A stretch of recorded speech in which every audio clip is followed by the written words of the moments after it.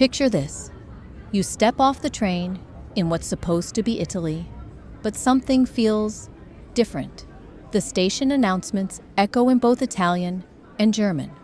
A bakery window displays apple strudel next to tiramisu. Street signs read Piazza on one side, Platz on the other. You glance up, and there they are.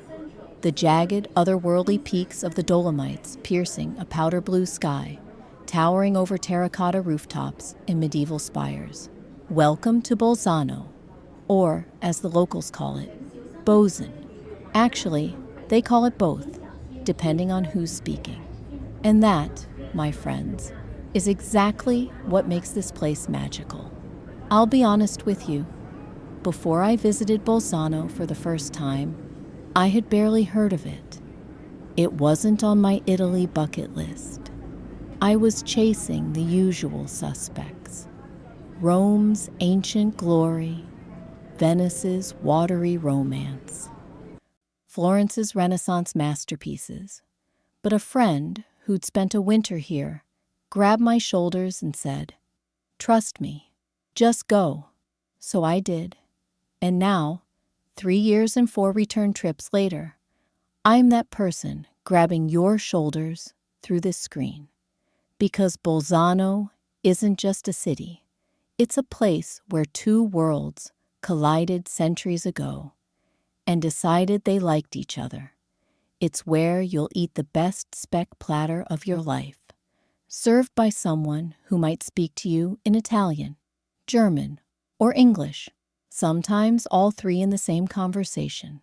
It's where a 5,300-year-old mummy lies frozen in a museum, while outside, cable cars whisk hikers up to alpine meadows that look like someone's fantasy painting of heaven. This isn't your typical Italian city, and that's exactly why you need to experience it. Let me take you back to October 2019. I arrived on a golden autumn evening when the setting sun turned the Dolomites into burning copper sculptures. I'd booked 3 nights, figuring that would be plenty for a small alpine town. I ended up extending my stay to 10 days, and I still didn't want to leave. Bolzano sits in a valley at just 262 meters above sea level, cradled by mountains that soar beyond 3,000 meters. About 107,000 people call it home, making it intimate enough that locals greet each other on the street, yet cosmopolitan enough that you'll hear a dozen languages in the market square on any given morning. But here's what you need to understand. Bolzano isn't just geographically between Italy and Austria. It exists in a cultural space that belongs fully to neither and completely to both.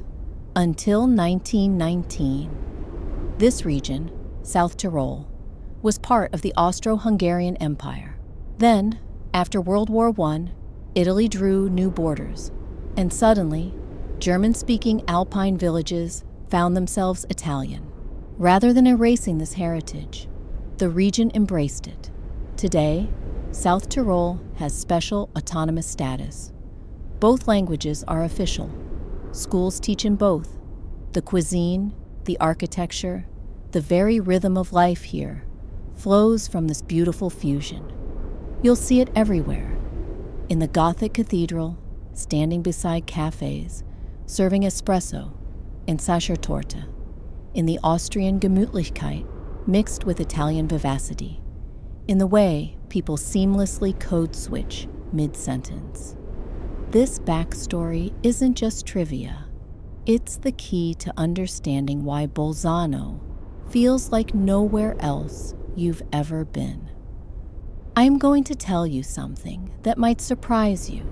I've visited Bolzano in every season, and each time felt like discovering a completely different city. My favorite trip happened in late September. The weather was that perfect sweet spot, warm enough for t-shirts during the day, cool enough for cozy sweaters in the evening, but more importantly, I stumbled into something I'd never heard of: Turgalin season. Imagine this. You take a bus out to a mountain village where autumn has set the vineyards ablaze with crimson and gold. You follow locals into a rustic tavern, a Buschenshank, where the whole valley seems to have gathered. There's no menu. Instead, they bring you course after course. Chestnut soup steaming in earthenware bowls, platters of smoked meats and sausages, sauerkraut, bread dumplings, roasted chestnuts, and glasses of Süßer, the cloudy, barely fermented new wine that tastes like autumn itself. This isn't tourist entertainment. It's a centuries-old harvest tradition, when farmers and winemakers celebrate the year's work. And if you're here between late September and November, you absolutely must experience it. The locals welcomed me, a stranger, like I'd been coming for years. We ate, we drank, we laughed until our sides hurt, and I realized this is the soul of South Tyrol, served on a wooden board with fresh bread. But then there's December. Oh, December in Bolzano. I returned 2 years later for the Christmas markets. Skeptical. I'd seen Christmas markets. How different could they be? Then I walked into Piazza Walter at dusk on my first evening. Imagine a medieval square transformed into a wonderland. The Gothic cathedral looms above, its green and yellow tiled roof glowing in the light of what feels like a million tiny bulbs.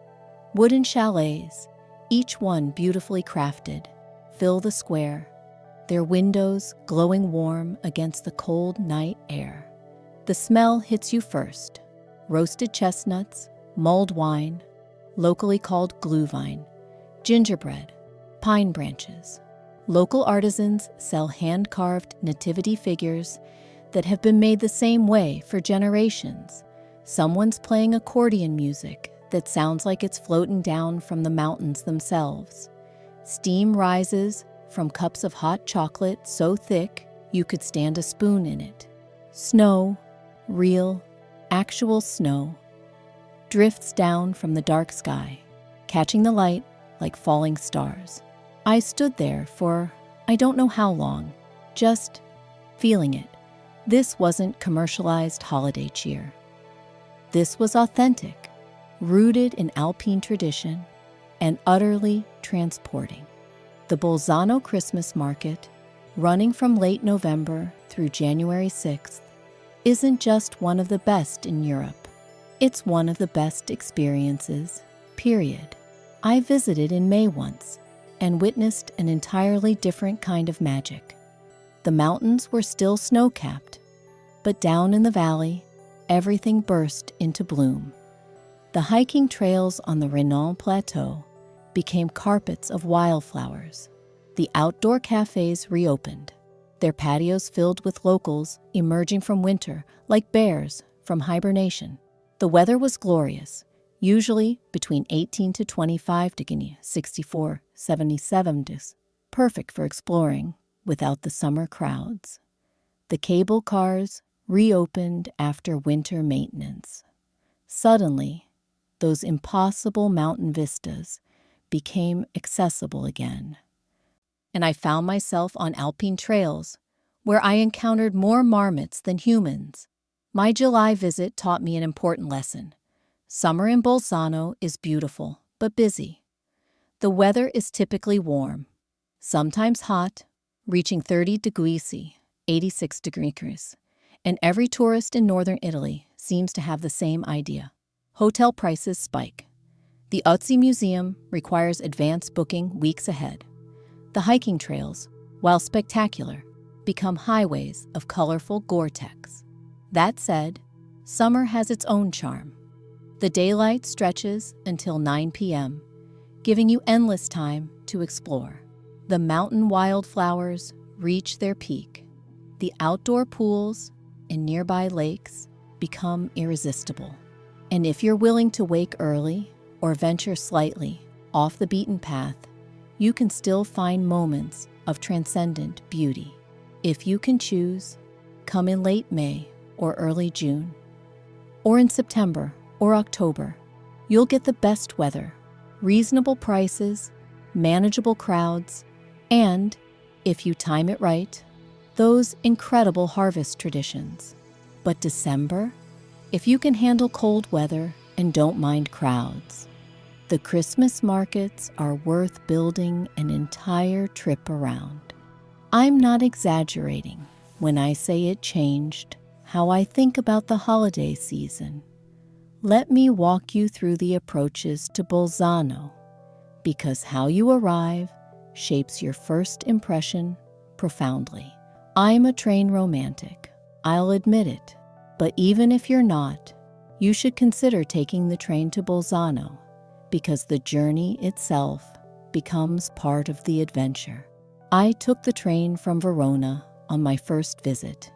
For 2 hours, I watched the landscape transform like a slow-motion magic trick.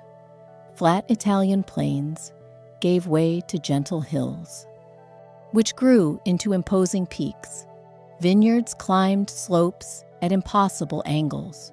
Medieval castles appeared on cliff tops like illustrations from a fairy tale.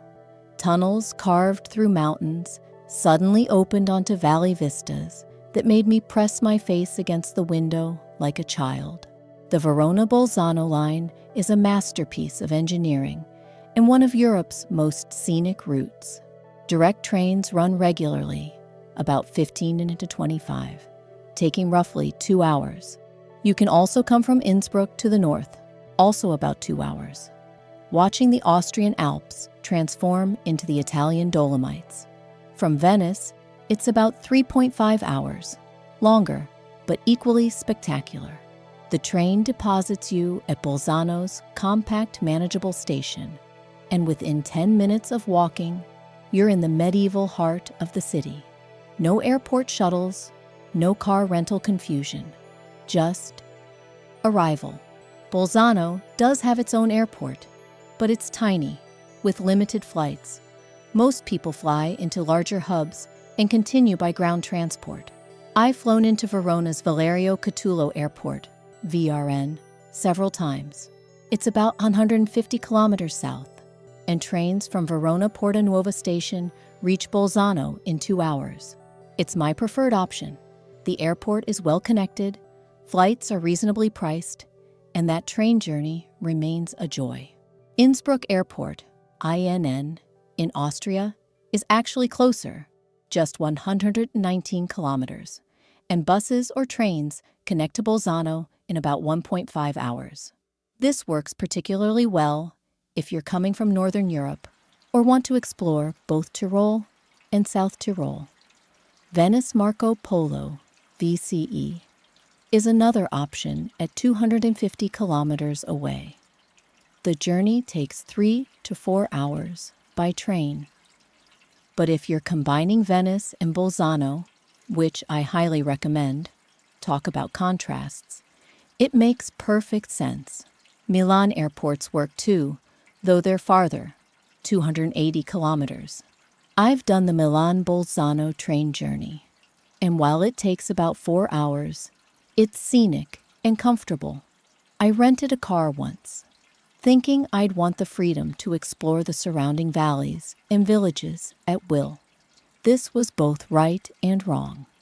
The Brenner Pass, the A22 highway cutting through the Alps, is one of Europe's most important mountain crossings, and driving it is spectacular. The surrounding area absolutely benefits from having a car.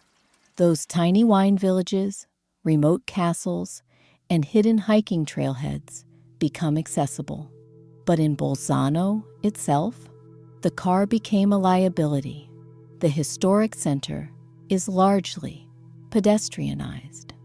Parking is expensive and scarce. The public transportation is so good that the car sat unused. My recommendation: if you're only exploring Bolzano City, skip the car. If you're planning day trips to multiple surrounding areas, consider renting one for just those days, keeping your Bolzano time car-free. Or use the excellent bus network.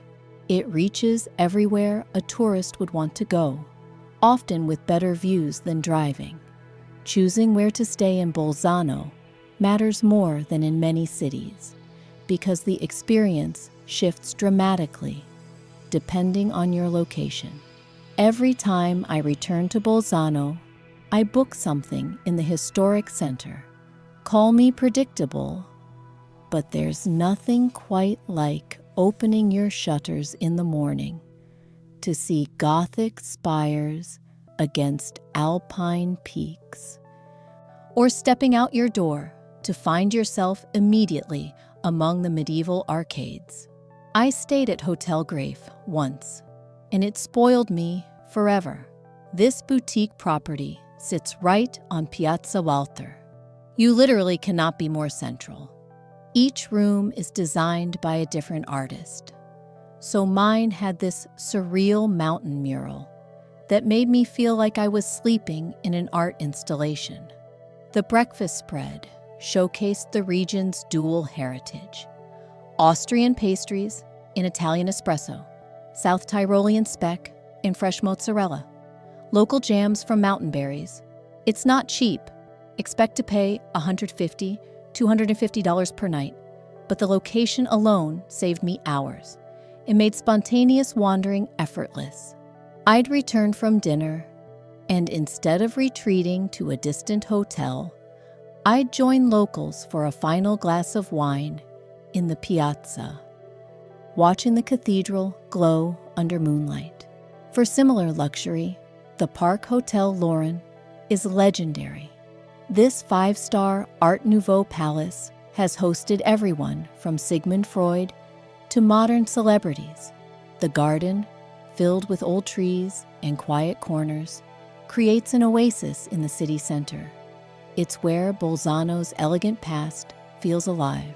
On trips where I'm being more budget conscious, I've stayed at Stadt Hotel Città, around $130 night. It sits perfectly positioned between the train station and the historic center, a 7-minute walk to either. The rooms are modern, clean, unfussy. The staff remembers you by name after one night. The breakfast, while simpler than luxury hotels, hits all the right notes with excellent local bread, fresh fruit, and strong coffee. Hotel Figel is another gem I discovered through a local's recommendation. Family run, it has that personal touch you don't find in chains. The owners love their city and will spend time telling you about hidden spots most tourists miss. Their breakfast might be the best I've had in Bolzano. Everything locally sourced, much of it organic, served with genuine warmth. I'll be honest, on my first visit, I was broke, graduate student broke. I stayed at the youth hostel Bolzano, expecting the usual hostel experience. Instead, I found a modern, almost hotel-like facility with private rooms available, spotlessly clean, and staffed by people who actually cared about helping travelers. The common areas became my evening hangout. I met hikers from Germany, students from Korea, an Italian couple who'd been returning to Bolzano every autumn for 30 years. We shared tips, stories, wine. That social atmosphere enriched my trip in ways a private hotel room wouldn't have. Airbnb apartments in residential neighborhoods like Greece offer another budget-friendly option. You live like a local, shop at neighborhood markets, maybe share a building with Italian and German-speaking families. The trade-off is being 15 to 20 minutes from the center, but Bolzano is small. That's still perfectly manageable. I learned this the hard way. I tried booking a December trip to the Christmas markets only 2 months in advance. Nearly everything in the city center was either fully booked or charging triple the normal rate. I ended up in a pension 3 kilometers outside town, taking the bus in every day. If you're planning a December visit, book 4-6 months ahead. Seriously. The Christmas market isn't just popular with tourists. Italians from across the country, Germans from Bavaria, Austrians from Tyrol, all descend on Bolzano for this. It's worth the planning, but you must plan. One of my favorite discoveries in Bolzano was how utterly unnecessary complex transportation becomes. This city is designed for humans, not cars, and moving through it becomes a pleasure rather than a logistics problem. The entire historic center spans maybe 30 minutes from end to end, and that's walking slowly, stopping to peer into shop windows and smell the bakeries.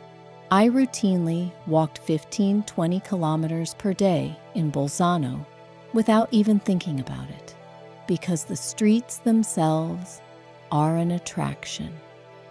Those medieval arcades, the Portici or Laubengänge, create covered walkways where you're sheltered from sun and rain while browsing boutiques and cafés. The cobblestones are smooth from centuries of footsteps. Small courtyards hide behind unassuming doorways. Every corner reveals another perfectly framed view of mountains and monuments. I'd wake up, grab a coffee, and just wander. No map needed in the center. The Talvera River guides you along one edge. The mountains are compass points. You literally cannot get lost for long. On my second visit, a local saw me buying individual bus tickets and stopped me. "Get the mobile card," she said. "Trust me." Best advice I received. For $15 to $20, depending on duration, the mobile card gives you unlimited use of all city buses and, this is the key part, the cable cars. Those cable cars normally cost $10, $12 per round trip, and I use them constantly. The Renon cable car alone, which I rode 4 times in 3 days, would have cost more than the card itself. The buses run frequently, 6 a.m. to 11 p.m., are always clean and on time, and reach everywhere from downtown to distant castles to mountain villages. Having unlimited access removed all friction from exploration. Should I take the bus to check out that museum across town? Became, yes, obviously, instead of a cost-benefit calculation. Let me tell you about the Renon cable car, because it perfectly encapsulates Bolzano's magic. You walk to the station, a futuristic glass structure in the city center. Within minutes, you're gliding up, up, up, watching the city shrink below. The Dolomites fill your vision. 12 minutes later, you step out onto a completely different world. The Renon Plateau, where alpine meadows spread beneath mountain peaks, where the air tastes like pine and snow even in summer, where a historic narrow-gauge railway putters between mountain villages like a scene from a model train set come to life. This journey costs nothing extra with your mobile card. And it's not just transportation, it's an experience in itself. I rode it just for fun multiple times, sometimes ascending for a coffee with a view, sometimes to hike, sometimes simply because the sunset from up there defied description.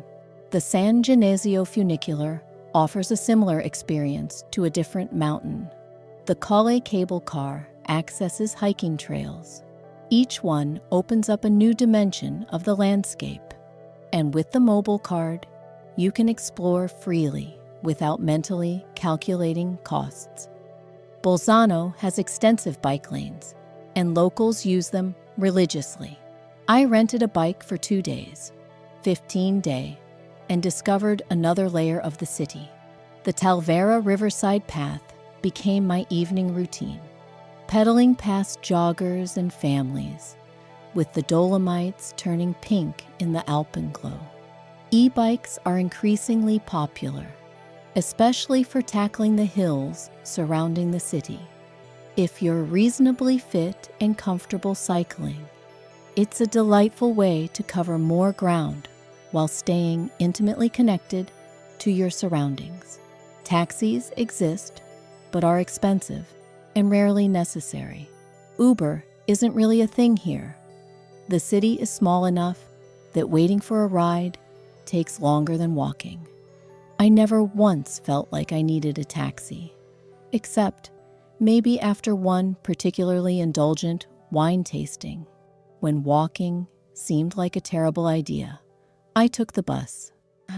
If you do nothing else in Bolzano, if you only have 3 hours in the entire city, you must visit the South Tyrol Museum of Archaeology. Not because it's the most beautiful building or the largest collection, but because it houses something so profoundly moving, so impossibly preserved, that it changes how you think about human history. His name is Ötzi. He's been dead for 5,300 years, and he's the reason I believe in museums. Let me take you there. It's a modern building on Via Museo, unassuming from outside. I booked tickets online, critical. They limit visitors to protect the exhibits, and arrived on a quiet Tuesday morning. The museum builds up to the main event. First, you learn about the discovery. 1991, 2 German hikers in the Ötztal Alps stumble across what they think is a recent corpse, frozen in melting ice. It's only when archaeologists arrive that the age becomes clear. Not decades old, not centuries, millennia. The oldest natural human mummy ever found, so perfectly preserved that we can see his tattoos, identify his last meal, trace the arrowhead still lodged in his shoulder. The displays show his equipment. A copper axe. It's the Copper Age, after all. A bow and arrows.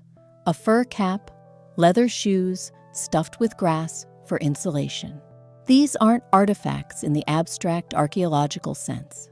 These are the actual, specific tools that this actual, specific man carried on his actual, specific final journey through the mountains 5,300 years ago.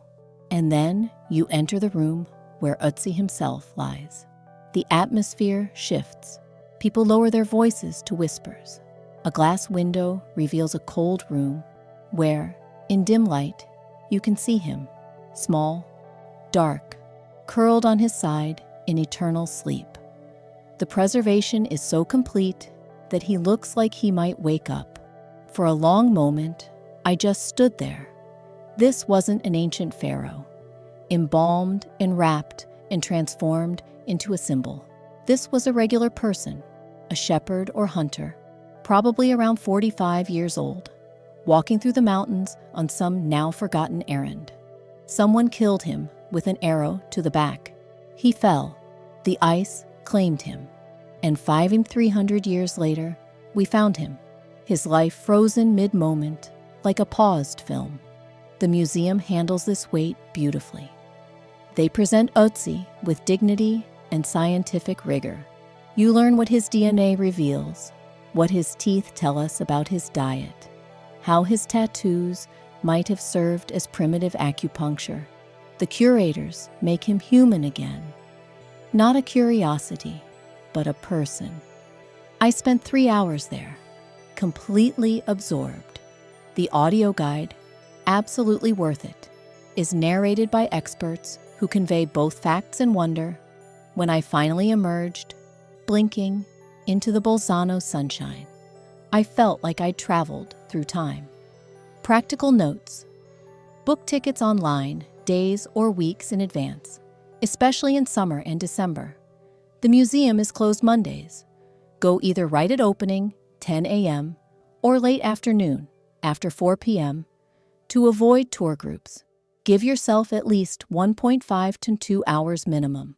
Photography is prohibited in most areas, but honestly, the memories are worth more than pictures could ever be.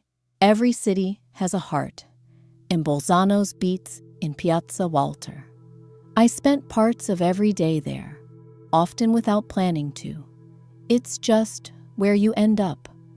Walking through the arcades, you emerge into this open square. And suddenly, there's space, light, the Gothic cathedral rising on one side, cafés rimming the others, the Dolomites visible between buildings like a photograph carefully composed by centuries. The square is named for Walter von der Vogelweide, a medieval poet. His statue stands in the center, green with age. Pigeons, perching on his shoulders. Locals use the square as their living room. Morning espresso, afternoon gelato, evening aperitivo. During the Christmas market, it transforms into that magical wonderland I described earlier. In summer, street performers claim corners, their music echoing off ancient stones. The cathedral, dedicated to Santa Maria Assunta, deserves time. I'm not particularly religious, but I found myself returning to this building repeatedly. The exterior is a masterwork of Gothic architecture. The roof, covered in green and yellow tiles that gleam like scales in the sunlight. The bell tower, standing apart, reaches 65 meters high, visible from most of the city. Inside, the vaulted ceiling draws your eye upward into shadows and light. The air is cool, even in August, scented with old stone and candle wax. I sat in a pew one afternoon, watching light through stained glass, paint colors across the floor, and had one of those rare moments of complete peace. The cathedral is free to enter, donations appreciated, and unlike many Italian churches, it doesn't feel like a tourist attraction that happens to be sacred. It feels like a sacred space that welcomes tourists. There's a difference. Every evening around 6 p.m., I'd claim a table at Café Walther on the square, order a glass of local white wine, usually Gewürztraminer, and just watch. Locals greeting friends, tourists studying maps, children running between tables, the mountains slowly changing color as sunset approached. It's people watching elevated to an art form, and it never got old. The Portici, or Laubengänge in German, are the architectural soul of medieval Bolzano, and they've been entrancing visitors for 800 years. Imagine continuous covered walkways, their arched ceilings supported by stone columns, running along both sides of Via dei Portici for several hundred meters. These weren't built for aesthetic purposes, though they're beautiful. They were practical. Merchants needed shelter for their stalls, protection from summer sun and winter snow. Today, they house boutiques, cafes, artisan workshops, wine shops, but walking through them feels like time travel. I drift through in the late afternoon, when the light slants in at angles, creating patterns of shadow and gold. The stones underfoot are worn smooth by countless feet. The walls curve organically. Nothing is quite straight, quite perfect, which is exactly what makes it perfect. Look up as you walk. The buildings above the arcades are often decorated with frescoes, many dating back centuries. Some have faded to ghostly suggestions of their former glory. Others remain vibrant, depicting saints and symbols and scenes from daily life in medieval Bolzano. The arcades connect major parts of the historic center, so you'll naturally flow through them while exploring. But I recommend walking them at least once, slowly, deliberately, early in the morning, before the shops open, with few people around.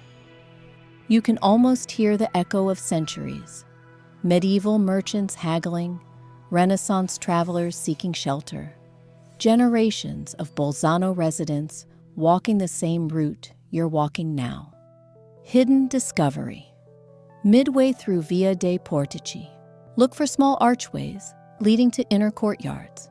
Many are private, but some are open to the public. I found one with a tiny cafe that served the best cappuccino I had in Bolzano. Thick, perfect, served by an elderly woman who'd probably been making them the same way for 40 years. No sign, no advertising, just locals who knew about it. I only found it because I was being curious and nosy, which is the best way to explore. On my third day in Bolzano, I took bus number 12 to Runkelstein Castle, and I'm still thinking about it years later. The approach alone is worth the trip. The bus drops you at the base of a forested gorge, where the Talvera River rushes over stones. You walk uphill through trees, following a path that people have been walking for centuries, and then, suddenly, the castle emerges. A fairy tale fortress perched on a cliff, stone walls seeming to grow directly from the rock face. Runkelstein, Castel Roncolo in Italian, was built in 1237, but what makes it extraordinary isn't its age. Plenty of castles are older. It's what's inside. The most complete cycle of medieval secular frescoes in the German-speaking world. These aren't religious paintings. They're scenes from everyday medieval life, or at least everyday life for the nobility. Knights jousting, ladies dancing, hunting parties, courtly love, the stories of Tristan and Isolde, King Arthur, literary characters brought to vivid life on castle walls. The preservation is remarkable. You can see details, the patterns on dresses, expressions on faces, the careful way a falcon sits on a nobleman's gloved hand. I stood in front of one scene, a banquet, for probably 15 minutes, tracing the story in the images. Who are these people? What were they celebrating? What music filled this room 600 years ago? The castle also offers something unexpected, absolute quiet. Despite being only 4 kilometers from the city, it feels remote. I sat on the terrace overlooking the gorge, the only sounds being water and wind, and felt completely removed from the 21st century. Practical note, the castle is closed Mondays, and from November through February. The walk from the bus stop takes about 15 minutes uphill. Beautiful, but wear decent shoes. Tickets are $12. Go in late afternoon for the best light and fewer people. If I could give you only one piece of advice about Bolzano, it would be this: take the Renan cable car. The station sits right in the city center. You walk in, buy your ticket, or use your mobile card, and within 2 minutes, you're ascending. The city drops away beneath you. Buildings shrink to toys. The Dolomites fill your vision, suddenly close enough to touch. 12 minutes later, the doors open onto another world. The Renan written plateau sits at about 100 to 200 meters elevation, a broad, gentle highland of meadows and forests and scattered villages. The air tastes different up here. Thinner, cleaner, tinged with pine. The light has that crystalline mountain quality, where everything seems sharper, more defined. I spent entire days up there. Once, I rode the historic narrow-gauge railway, an antique train that's been puttering along since 1907, from one village to another. The wooden car swaying gently, the conductor greeting passengers by name. At Calalbo, I had lunch at a mountain restaurant where the menu was handwritten on a chalkboard, and the goulash came with a view of peaks stretching to infinity. Another time, I hiked to the Earth pyramids, bizarre geological formations that look like something from another planet. Tall pillars of clay, each topped with a boulder that protects it from erosion, standing in ranks like a silent army. The trail takes maybe 45 minutes, easy walking, but the landscape feels utterly alien. But mostly, I just wandered.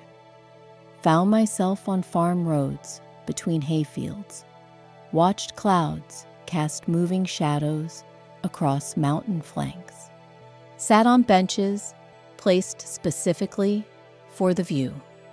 The plateau is threaded with hiking trails, hundreds of kilometers, ranging from easy village-to-village walks to serious mountain routes. You could spend weeks up there and never exhaust the possibilities. The beauty of accessibility. This isn't some backcountry expedition requiring technical skills and expensive gear. The cable car runs every few minutes. There are restaurants, hotels, marked trails, yet it delivers genuine mountain experience. The scale, the air, the profound quiet, the sense of being somewhere beyond everyday life. Families with small children explore the same trails serious hikers tackle. It's democratic magic. Let's talk about food, because in Bolzano, meals are where the cultural fusion becomes tangible and delicious. I already mentioned Turgelin, but let me take you there properly. It was my friend Anna, a local, who insisted we go. You cannot understand South Tyrol without Turgelin, she said, in that way that brooks no argument. We drove out on an October evening to a village in the wine hills, where a farmer named Hannes opens his barn every autumn for these harvest feasts. The barn had been transformed. Long wooden tables, strings of lights, a fire crackling in an old stone oven. The food came in waves. First, chestnut soup, earthy, slightly sweet, utterly unlike anything I'd tasted.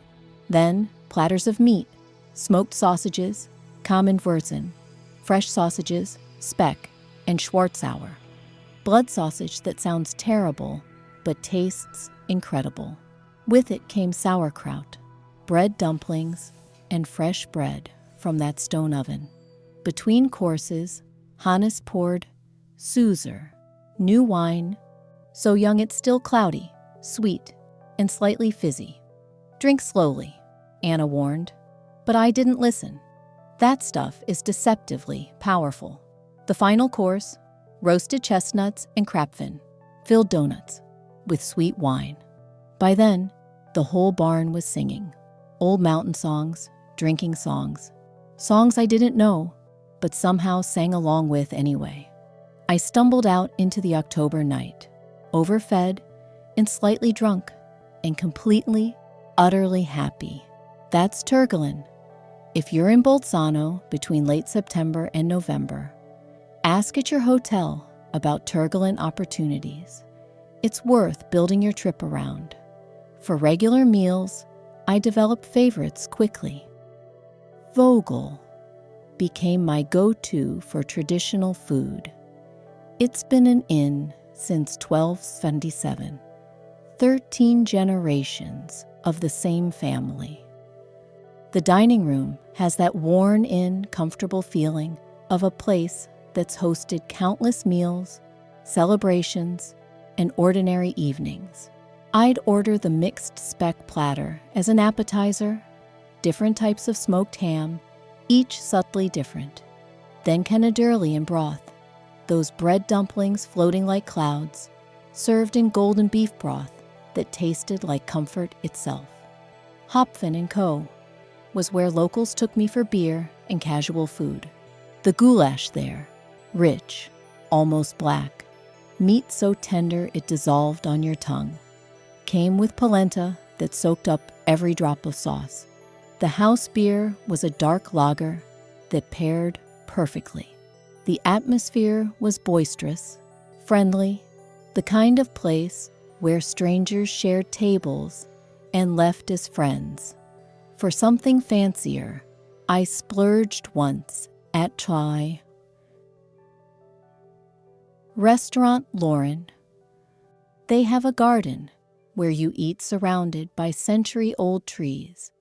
The cathedral visible beyond the wall.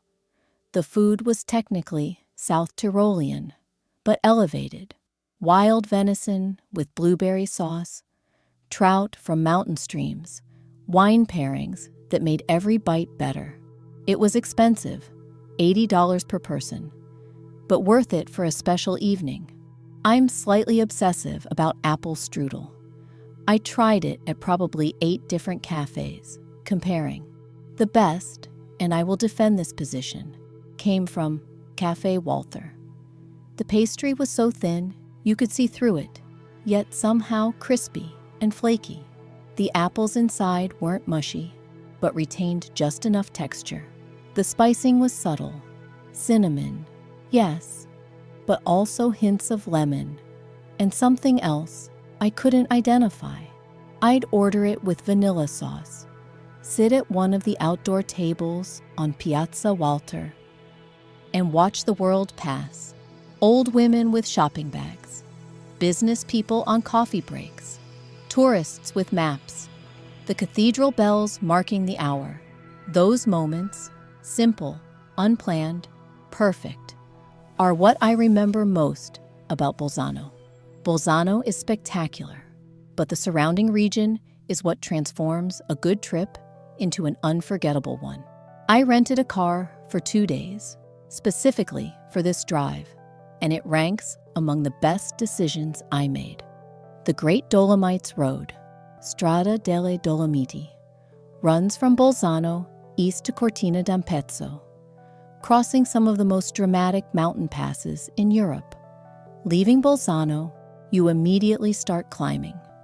The road winds up through pine forests, each switchback revealing new perspectives.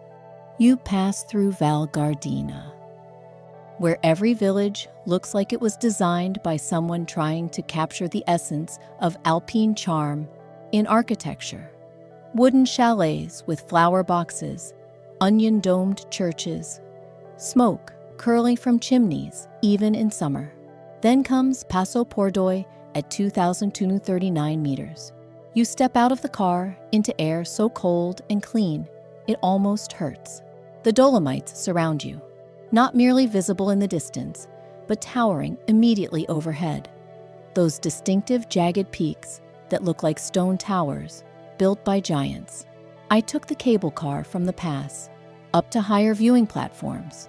Yes, cable cars even in the middle of mountains. This is Italy, standing at 2,950 meters, with nothing but rock and sky and the curve of the earth visible in the distance.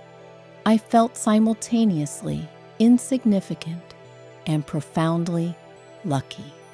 The drive takes a full day if you stop frequently, which you should. Pack water, snacks, and layers.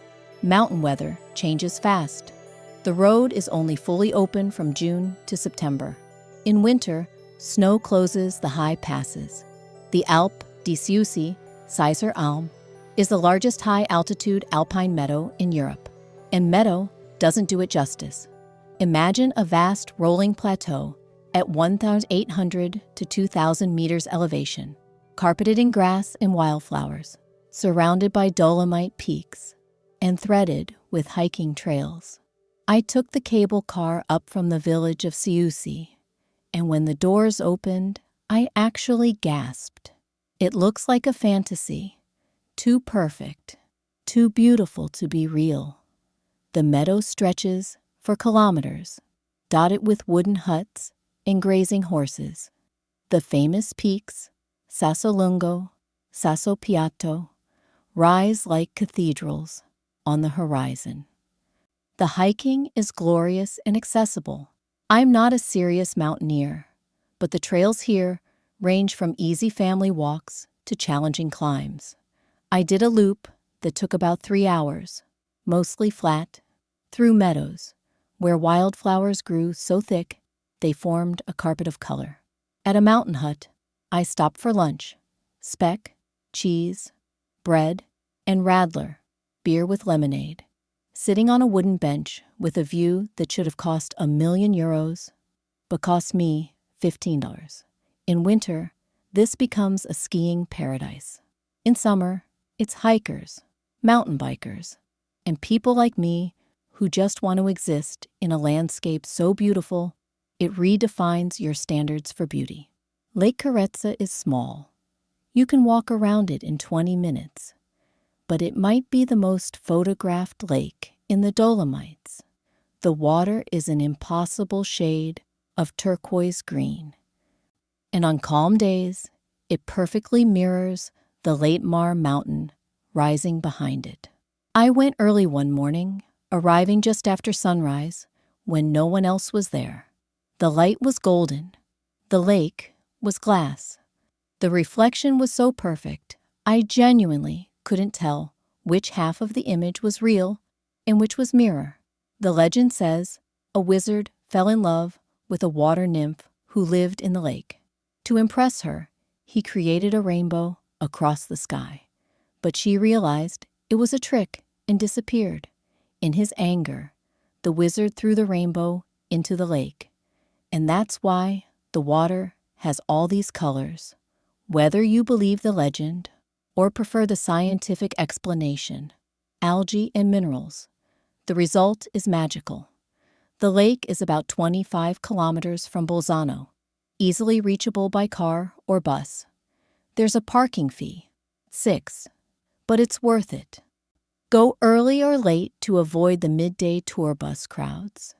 I have saved the Christmas markets for near the end because they deserve their own story. I arrived on a cold December evening, stepping off the train into a city transformed. Lights everywhere, not garish, but warm, golden, like candles multiplied 1,000-fold. The smell reached me before I reached Piazza Walter. Cinnamon, roasted almonds, pine branches, mulled wine. The market fills the entire square and spills into surrounding streets. Each wooden chalet is its own small world. One sells handcrafted ornaments, another serves food, another displays intricate nativity scenes carved from wood by local artisans. I spent hours wandering, tried glühwein, hot-spiced wine that warmed me from the inside, bought gifts I didn't need but couldn't resist, hand-painted baubles, candles that smell like alpine forests, a carved wooden angel, listened to a brass band playing carols, their music floating up toward the stars. But the real moment came later. I'd claimed a spot near the cathedral, cradling a cup of hot chocolate. Snow began falling, not heavily, just gentle flakes drifting down through the lights. A group of children ran past, laughing. An elderly couple stood hand in hand, their faces reflecting the glow. The cathedral bells rang, deep and resonant. In that moment, I understood something about Bolzano that I'd been circling around all week. This city is about layers. Italian history layered with Austrian culture. Ancient traditions layered with modern life. Mountain landscapes layered with human communities. And somehow, all these layers don't conflict. They harmonize. The Bolzano Christmas market runs from late November through January 6th. It's rated one of the best in Europe, and having visited Christmas markets from Prague to Strasbourg, I think the reputation is earned. But more than best, it's authentic. These aren't generic holiday decorations. They're rooted in centuries of alpine tradition. If you visit in December, book accommodation far in advance. 4 to 6 months isn't too early. Prices triple and availability vanishes. Dress warmly. It's cold. Bring cash. Many vendors don't take cards. And give yourself time to just be there. Absorb in the atmosphere rather than rushing through check-in items off a list. Practical wisdom, making your trip smooth. After multiple visits, I've learned some things that made later trips easier. Budget considerations. Bolzano isn't cheap, but it's not as expensive as Venice or Milan. I budgeted about $120 per day for mid-range travel. Decent hotel, $8,100. 3 meals, $25-35. Attractions and transport, $15 to $20. Plus a buffer for splurges.